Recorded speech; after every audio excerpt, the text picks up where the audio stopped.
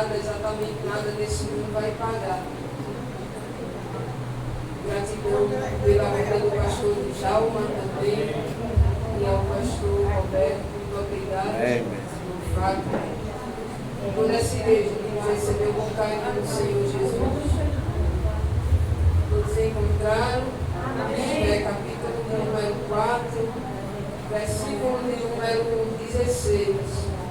A palavra de Deus diz assim: vai e ajunta a todos os judeus que se acharem em Suzã, e jejuai por mim, e não comais nem bebais por 3 dias, nem de dia, nem de noite, e eu e as minhas moças também, assim jejuaremos, e assim irei ter com o rei, ainda que não é segundo a lei, perecendo deles.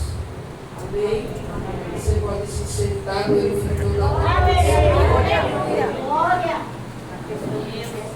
Deus, na noite desse dia, pela sua infinita bondade, possa se utilizar mais uma vez da minha vida. A minha oração é essa. Eu sempre tenho pedido a Deus, quando eu tiver a oportunidade de ministrar a sua palavra, que o seu Espírito Santo ele seja comigo.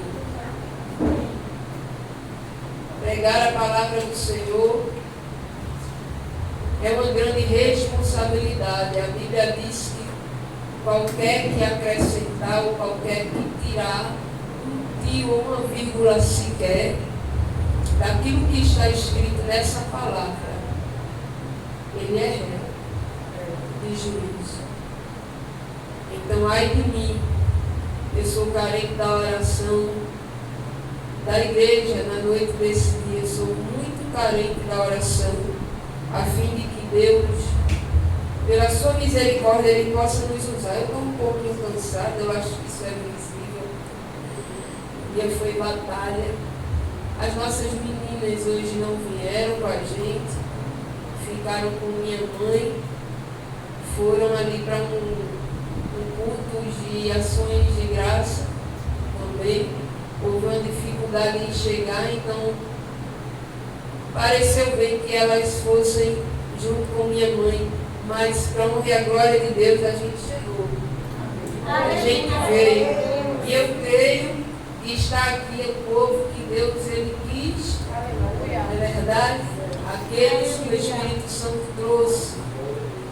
Então, vamos refletir na palavra do Senhor. Há um tema que foi passado para nós, e o tema, eu vou falar, e se eu errar, pastor me corrige, as irmãs me corrigem.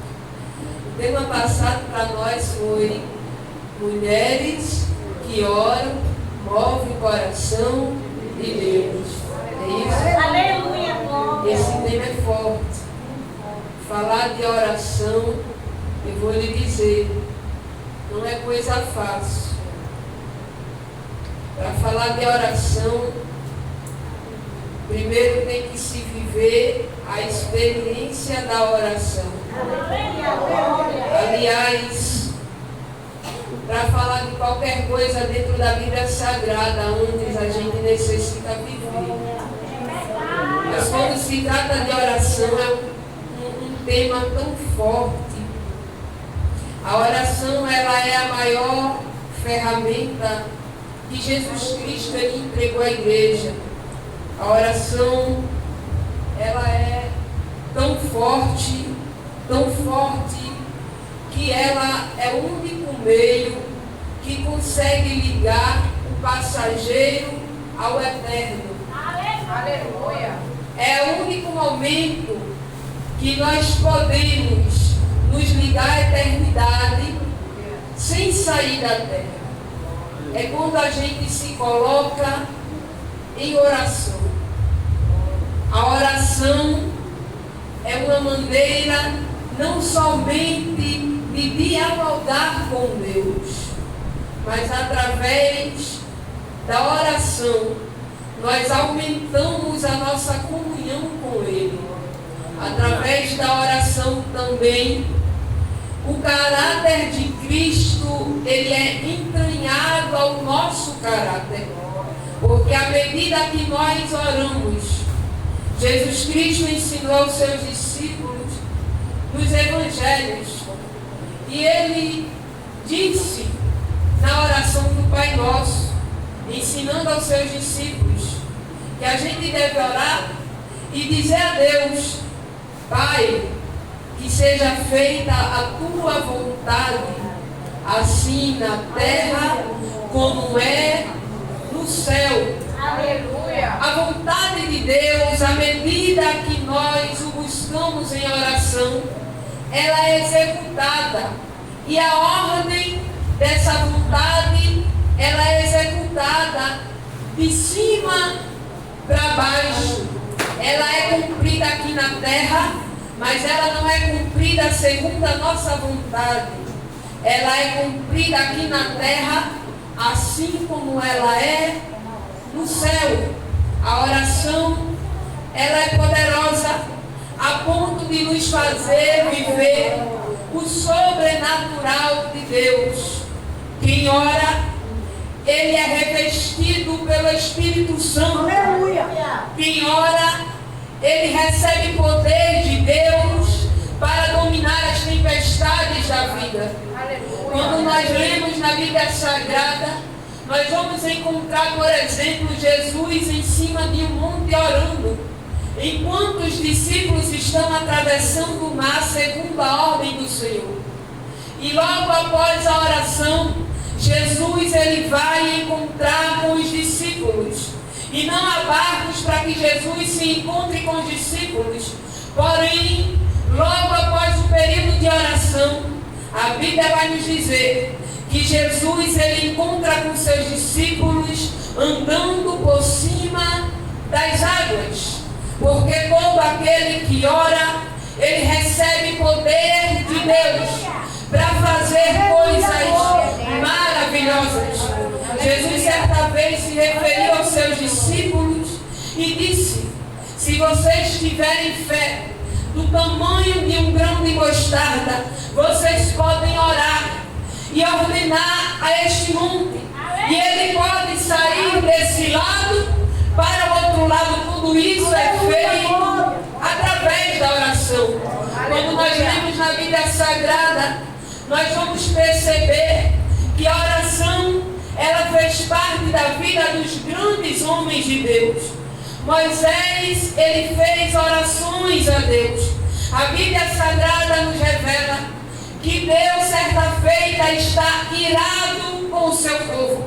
E ele olha para Moisés e diz assim: eu vou destruir toda essa raça, Moisés, e eu vou levantar um povo a partir de você, um novo povo. Moisés, em oração, ele contesta a Deus e diz: Senhor, se tu fizeres assim, como é que o Senhor vai ficar conhecido? Vão dizer que o Senhor tirou o povo do Egito e depois não pôde colocar na terra que tu prometesse. Como é que vai ficar teu nome? Através da oração, Moisés, ele consegue aplacar a ira de Deus, a ponto de Deus se arrepender de querer destruir o povo. A gente vê também na Bíblia Sagrada um grande homem de Deus por nome de Abraão, quando ele, por meio da oração, contesta a Deus dizendo: Senhor, será que tu vais destruir justo junto com o ímpio? Será que tu vais misturar tudo? E Deus, ele se arrependeu do mal a qual ele iria fazer aquele povo, por causa da oração. A oração, ela é capaz de revogar uma sentença de morte. Você lembra do rei que recebeu a palavra do profeta dizendo: coloca a tua casa em ordem, porque você vai morrer, você não vai viver. O profeta amargamente vira o seu rosto para a parede e ora. E aí Deus, ele faz com que o profeta dorme e diga para ele: você vai viver ainda, você não vai morrer agora.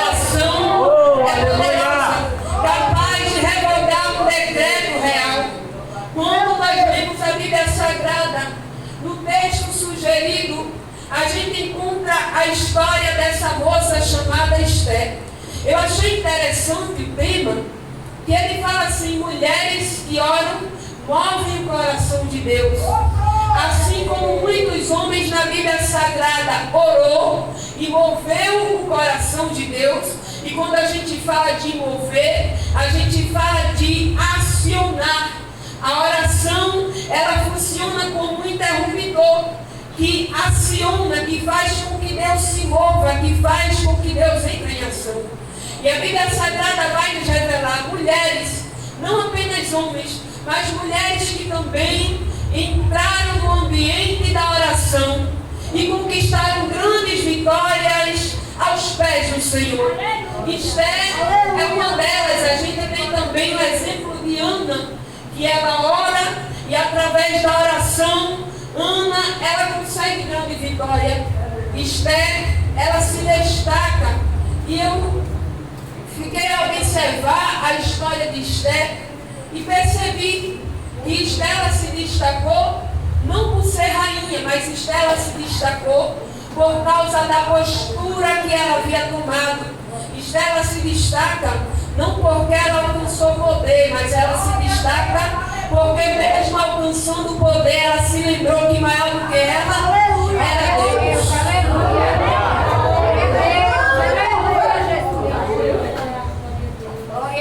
Ainda que a gente alcance poder nessa vida, ainda que a gente cresça, ainda que a gente alcance determinada posição, poder aquisitivo, político, a gente deve lembrar que aquele que nos fez grande, ele é maior do que nós.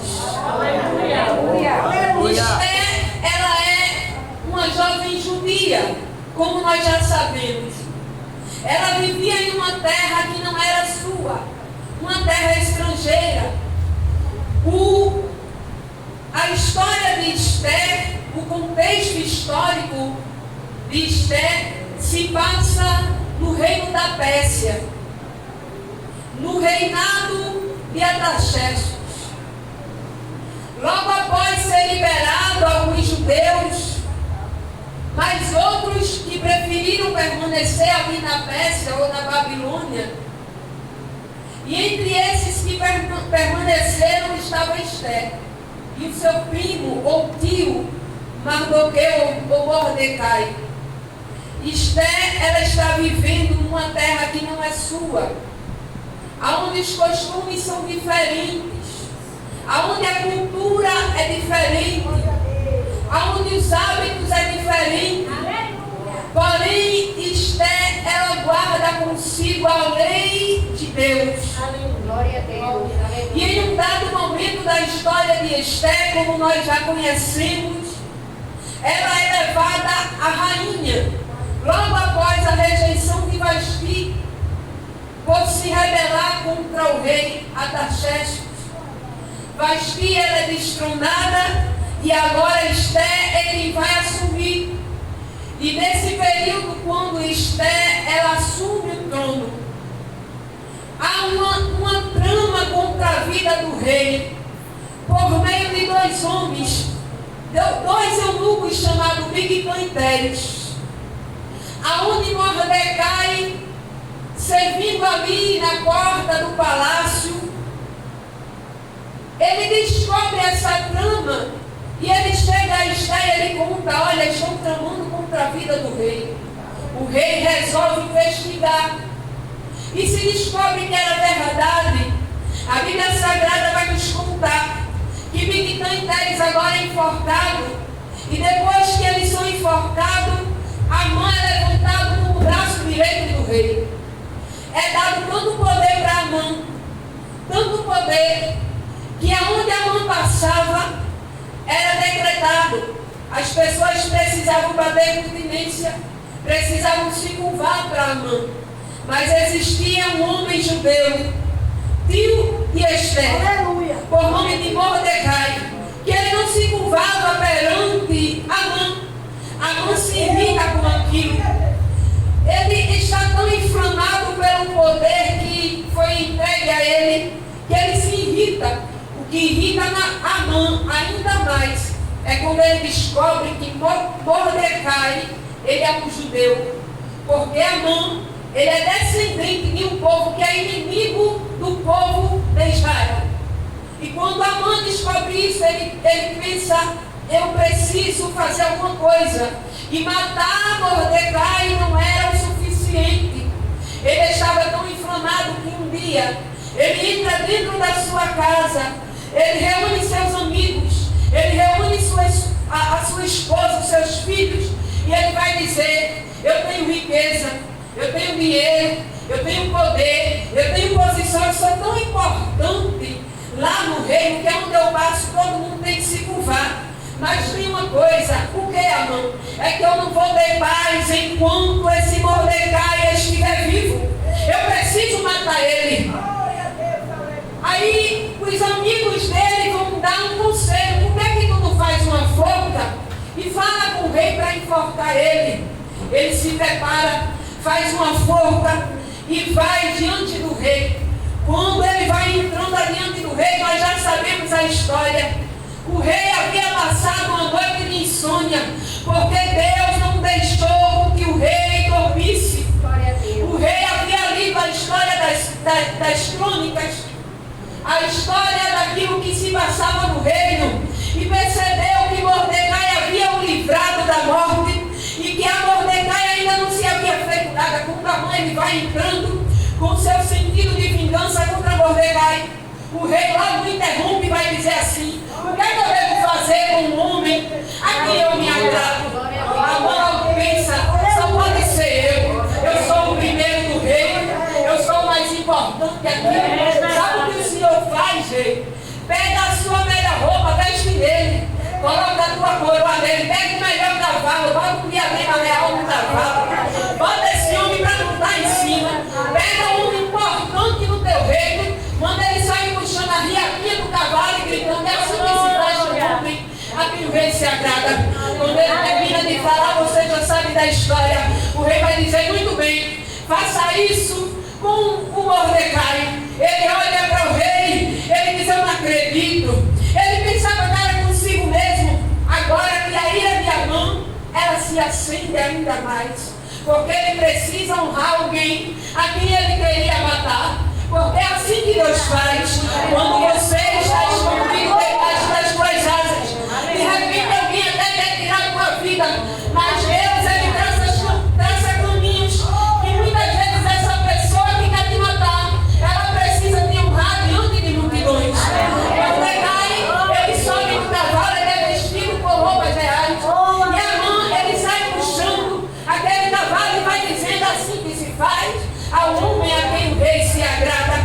Quando ele volta para casa, ele volta irado. Ele diz, deu tudo errado, eu precisei honrar ele, eu tive que puxar uma corda de um cavalo, falando que é assim que se honra, eu queria matar, como é que pode? Ele diz assim, não basta matar Mordecai, eu preciso exterminar essa nação. Aleluia, glória a Deus. Ele planeja tudo. Ele chega diante do rei. E ele vai dizer assim, rei, tem um povo espalhado no meio do teu império, que esse povo não te respeita, esse povo não obedece às tuas leis. Sabe de uma coisa? Eu acho que é melhor o Senhor liberar uma ordem para matar esse povo todinho. É melhor. Vai que esse povo cresce, vai que esse povo quer dominar o império persa. É melhor matar. O rei autoriza, dá o seu anel. Amã faz o decreto e ordena que esse decreto seja amigo. Chegamos no ponto da história, quando o decreto é lido, a Bíblia Sagrada vai nos dizer que todo judeu levanta a voz e começa a clamar, começa a pedir, a invocar o nome do Senhor. Mordecai também, ele rasga as suas vestes em sinal de tristeza, em sinal de angústia e em sinal de humilhação. Em seguida, ele se veste de pano de saco. Era uma espécie de roupa grosseira que os judeus vestiam para mostrar que estavam amargos, que estavam extremamente tristes. Mardoqueu, ele se veste com esse tipo de vestimenta E ele vai caminhando em direção à porta do palácio. Quando Esther fica sabendo que Mardoqueu, ele está caminhando desses trajes, que ele está dessa maneira, ela logo entende, porque ela era judia. E ela vai dizer assim: alguma coisa não está certo, tem algo errado aí. Por que que Mordecai está vestido desse jeito? O que está acontecendo? Aí ela pega umas roupas e chama o seu servo Ataque e diz assim: leva para Mordecai, leva para o meu primo ou para o meu tio, fala para ele se vestir, porque não era permitido que alguém entrasse no palácio vestido daquela maneira. Tudo que Esther queria era conversar com ele, era saber o que é que estava acontecendo. Mas ele rejeita as roupas, ele nega, ele diz assim: eu não posso baixar a guarda, não, eu não vou trocar as minhas vestes. Fala para Esther, transmite para ela o recado. Foi baixado o decreto. Mordecai fala todo o decreto para Ataque, ele vai levar para Esther o recado. Assim também como ele leva uma cópia do decreto que foi lido por Amã e por seus oficiais. Quando Esther se depara com esse decreto, Esther vai dizer assim: o que é que eu posso fazer? Como é que eu vou resolver isso? Como é que eu vou falar com o rei? Já faz um bom tempo que o rei não me chama, e era lei no reino. Ninguém poderia comparecer perante a presença do rei sem ser chamado. Se alguém aparece sem ser chamado, o risco era simplesmente de morte. Esther disse assim: eu não tenho condições nem capacidade de chegar diante do rei. Ataque volta com um recado para Mordecai e vai dizer a ele: olha, Esther, eu vou dizer que ela não pode ir diante do rei e falar com ele. É lei. Como é que ela vai aparecer lá? Já faz tempo que o rei não chama ela. Mordecai diz assim: fala para Esther que se ela não fizer nada, dos céus, Deus, ele vai mandar livramento para os judeus. Aleluia. Sabe uma coisa? Alguém acha que Deus depende dele. Alguém acha que Deus depende dela para fazer alguma coisa. Deus não depende de mim. E Deus não depende de você. Se eu não fizer nada, Deus é Deus. Se eu fizer, Ele é Deus. Aliás, Ele não depende de nada para que Ele venha agir. Só que tem uma coisa, pastor: Ele espera que nós venhamos a nos envolver com aquilo que diz respeito à sua vontade. Mordecai vai dizer para Esther: se você não fizer nada, Deus ele vai enviar livramento dos céus. Os judeus serão livrados de uma coisa: você e a sua família vai morrer. Aí a semente do teu pai vai desaparecer da terra. Esther prontamente pensa: e agora? Eu só tenho uma solução. Qual é a solução, Esther? Esther vai mandar o recado novamente para Mordecai. Capítulo 4, versículo 16, onde está localizado o tema. Ela vai dizer assim: faz o seguinte, reúne todos os judeus que você tem aí em Suzã. Sim, Esther. E o que é que eu devo fazer? Aí Esther vai dizer o seguinte: juntem todos os judeus e orem por mim e jejuem por mim. Não comam nada, não bebam nada durante 3 dias, durante 3 noites. Simplesmente ore e jejuem. Jejuem e ore. E você, Esther, vai fazer o quê? Eu vou pegar as minhas servas e vou fazer a mesma coisa. Eu vou jejuar e vou orar. Esther, ela compreendeu um princípio dentro da palavra de Deus. É o princípio da intercessão, pastor.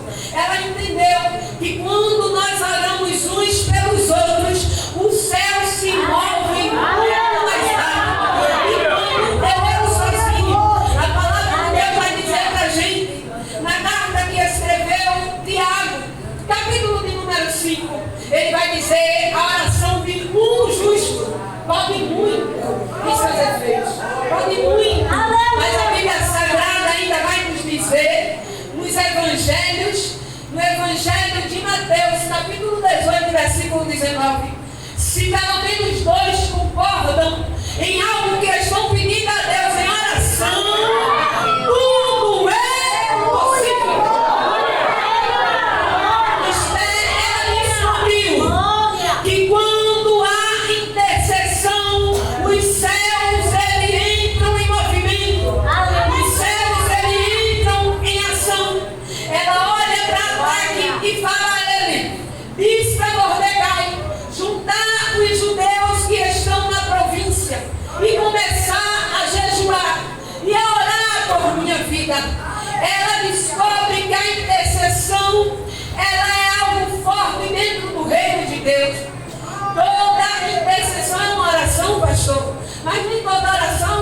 intercessão.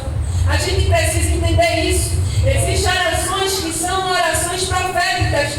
Existe oração que se torna simplesmente petição. A gente dobra o joelho e pede, só que a gente não intercede. A gente pede por nós mesmos, mas não lembra do nosso irmão.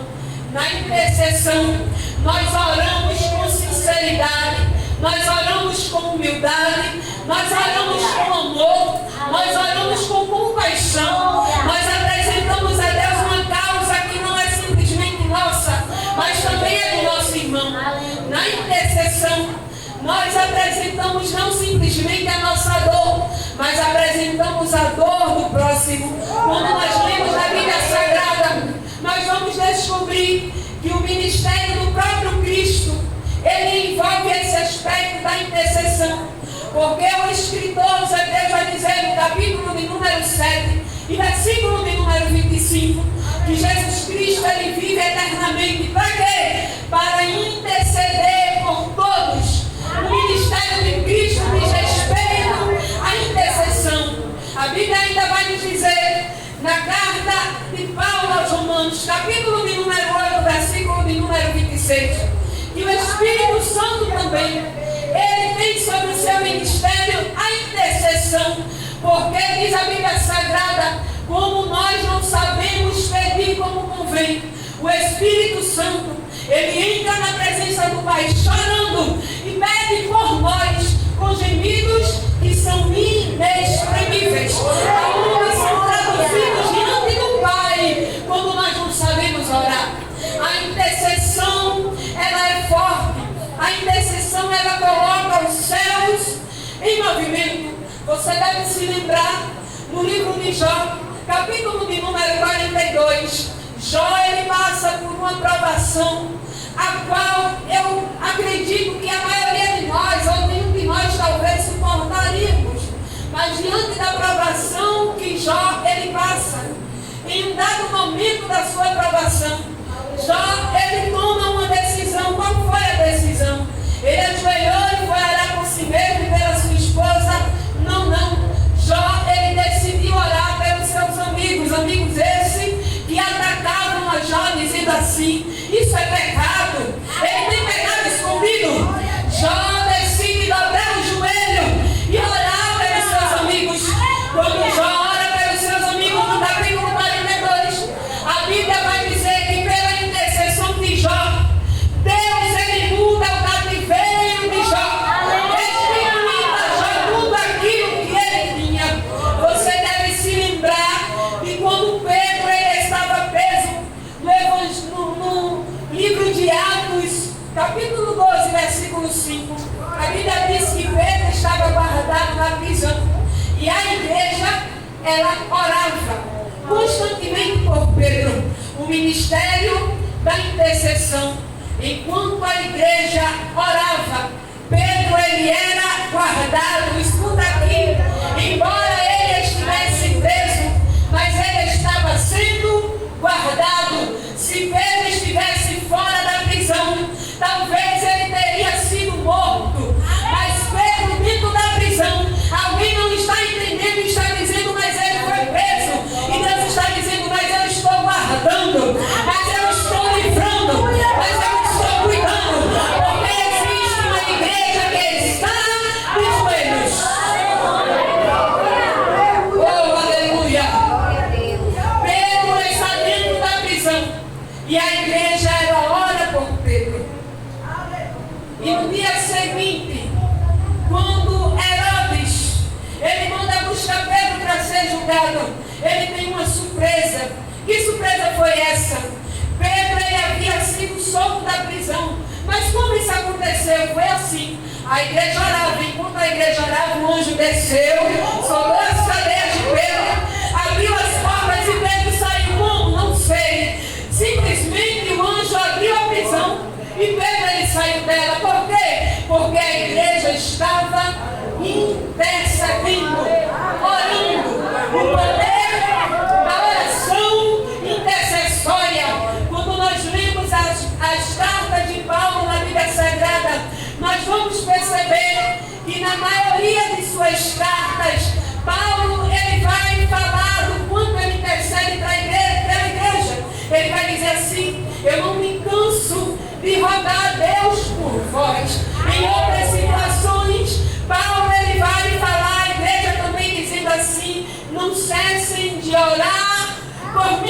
Porque enquanto vocês oram, os céus abrem a porta da palavra. Paulo entendia que o ministério da intercessão era um impulso para que ele pudesse continuar cumprindo a obra missionária. Você deve se lembrar também do centurião, no livro de Mateus, Evangelho de Mateus, capítulo 8, versículo 5 ao 13. Ele tem o seu filho enfermo e ele vai até Jesus e ele diz assim: visita meu filho, ele está morrendo. Aleluia. Você deve lembrar dessa passagem. Jesus ele libera uma única palavra e aquele moço ele é curado. Você deve lembrar também da mulher cananeia. Oração intercessória. Ela chega diante de Jesus. E ela vai dizer assim: tem misericórdia de mim. Aleluia. Ela não pede por ela mesma, mas ela pede por sua filha, porque ela diz assim: a minha filha, Senhor, ela está terrivelmente endemoniada. Socorre. Vai lá, faz alguma coisa. Interessante a história dessa mulher, porque a princípio parece que Jesus não ouve ela. Jesus continua seguindo e ela vai clamando, dizendo: Senhor. Quando Jesus se vira para ela, ele vai dizer: não convém que eu pegue o pão dos filhos e lance para os cachorros. Muitas vezes a oração intercessória, ela vai exigir de mim, de você, perseverança, argumentação. Que tipo de argumento você tem para o Senhor? Já pensou argumentar com o próprio Deus para conseguir uma vitória? E quando Jesus ele fala aquilo para aquela mulher, ela tem um argumento que vai direto no coração dele, porque ela deseja ver a libertação da sua filha. E ela vai olhar para Jesus: Jesus, é verdade, não mereço não, meu não, que o Senhor pegue o pão dos filhos e lance para mim. Eu não mereço, mas eu sei de uma coisa: os cachorrinhos também comem da migalha que cai da mesa do seu Senhor. Imediatamente Jesus ele libera uma palavra que vai libertar aquela jovem pelo poder da oração que intercede, pelo poder da oração intercessória. Deixa eu dizer uma coisa para você: tenha propósito com Deus. Aprendemos, pois, com Esther a fazer propósitos, a viver o propósito de uma oração que é intercessória. Não cesse de orar pelo seu filho, não cesse de orar pela sua filha, não cesse de orar pelo seu esposo, pela sua casa, pelo seu vizinho, pelo seu pastor, pela sua igreja. Quando a igreja ela se põe em oração, os céus eles se colocam em movimento. O livro do Esdras, capítulo de número 7, Esdras vai dizer: nós oramos, e enquanto nós oramos, o coração de Deus se moveu.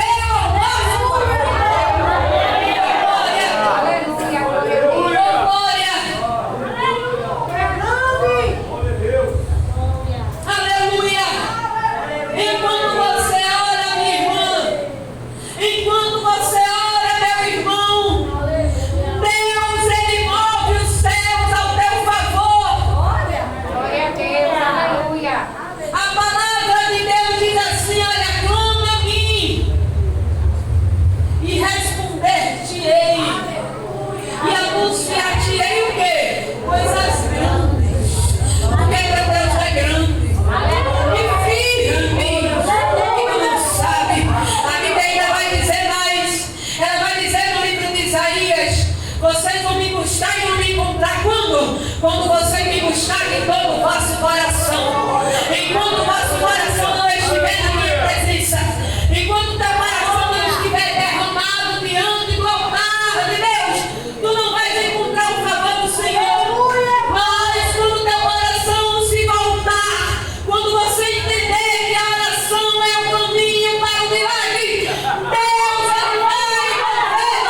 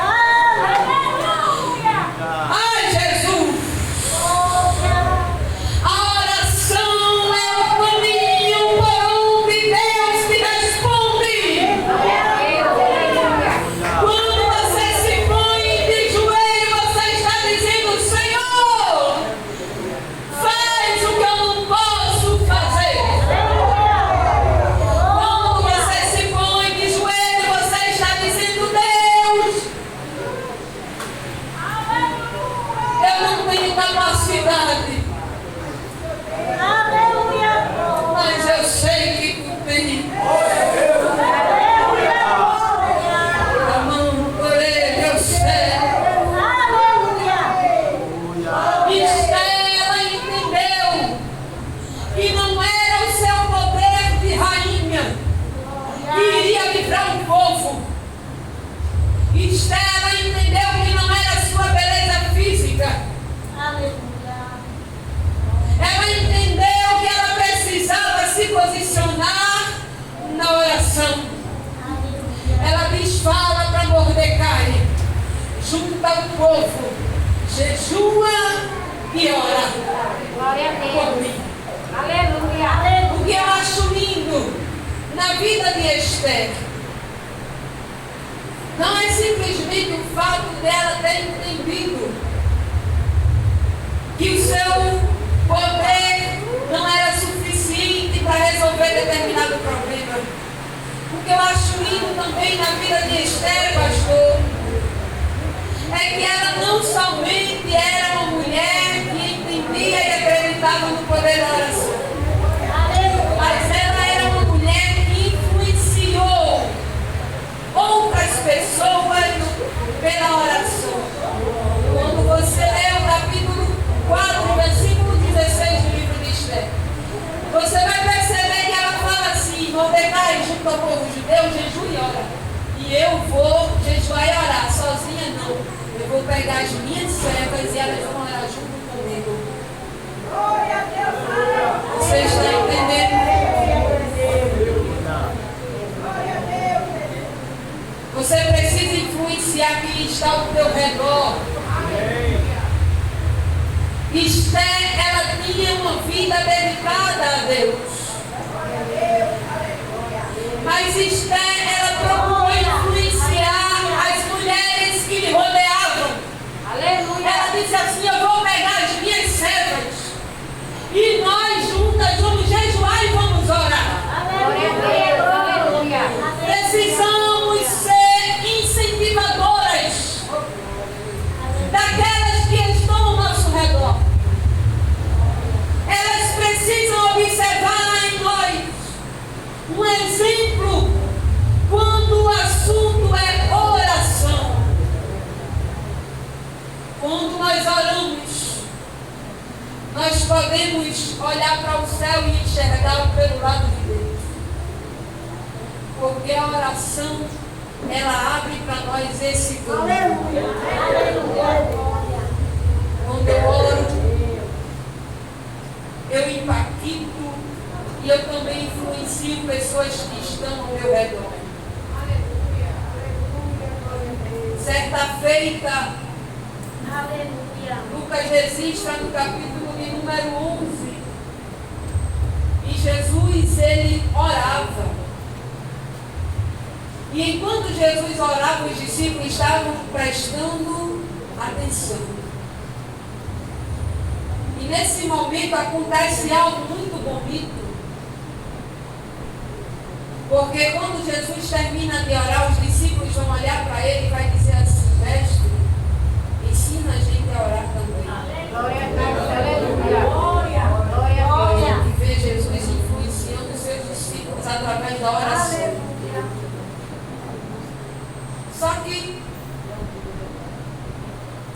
será que os discípulos não sabiam orar, pastor? Por que é que eles pedem a Jesus, ensina a gente a orar também? Eles sabiam orar. Muitos deles, judeus, sabiam o que era falar com Deus. Mas quando eles olham Jesus orando, eles vão dizer assim, ensina a gente a orar. E eu vou encerrar aqui. É que Jesus ensinou um segredo através da oração. E foi que Jesus ensinou. Aleluia.